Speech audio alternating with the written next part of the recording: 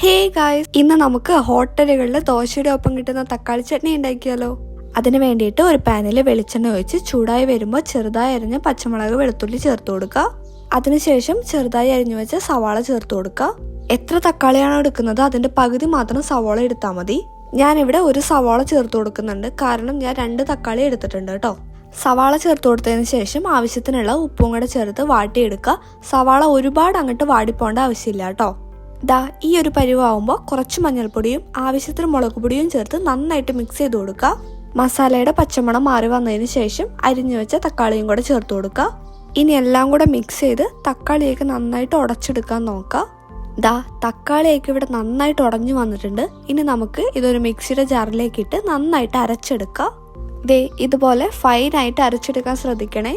അവസാനമായിട്ട് കുറച്ച് കടുകും വേപ്പിലും താളിച്ചതും കൂടെ ചേർത്ത് കൊടുത്തിട്ടുണ്ട്. വീഡിയോ ഇഷ്ടപ്പെട്ട ലൈക്ക് ആൻഡ് സബ്സ്ക്രൈബ്.